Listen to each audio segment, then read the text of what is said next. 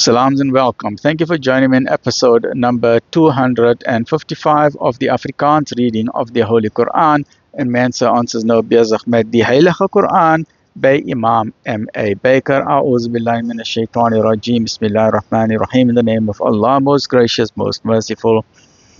In die naam van Allah, die barmhartige, die genadige. Episode 255, hoofstuk 16, die by Surah 16, Surah An-Nahl, the B. Afdeling 15 van hoofstuk nummer 16. Die lot van die teestanders. Op die dag, daar die groot dag, reg? Op die dag, wanneer elke siel vir homself sal pleit, sal elke siel ten volle vergoed word vir wat hy gedoen het, en geen onreg sal hom aangedoen word nie. En Allah stel dit voor deur die gelykenis van 'n stad waarin rus en vrede was en waarheen voorsiening in oorvloed van alle kante gekom het. Maar sy was nie dankbaar oor die gunste van Allah nie, en daarom het Allah veroorsaak dat smart en honger en vrees haar oorval as 'n gevolg op hulle dade. En waarlik, daar het 'n boodskapper uit hul midde na hulle gekom, maar hulle het hom verwerp, en daarom het die straf hulle aangehaal terwyl hulle boosdoenaars was. Eet daarom van wat Allah aan julle gegee het, wettige en goeie dinge, en wees dankbaar vir die guns van Allah, as dit hy is wat julle aanbid.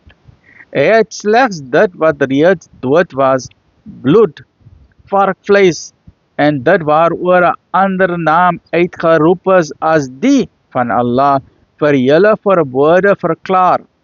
Maar vir hom wat deur noodsaak gedwing word om te eet, terwyl hy dit nie so wou hê nie, en ook nie die perke wou oorskry nie, is Allah vergewensgesind, genadevol. En sê nie, van wie die leuens wat julle tong spreek, dit is wettig en dit is onwettig nie, om sodoende 'n leuen teen Allah te versin. Voorwaar hulle wat 'n leuen teen Allah wil versin, slaag nooit nie. 'n kortstondige genot, en dan is daar vir hulle 'n pynlike straf. En ons het vir die Jode ook al die dinge verbied, waarvan ons van u reeds melding gemaak het. En ons het hulle geen onreg aangedoen nie, maar hulle het hulself onreg aangedoen.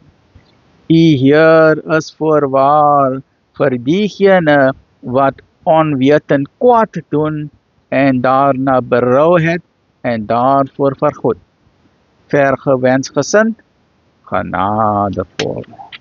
256, episode number 16, chapter 16. Join me in the next episode. Alhamdulillah.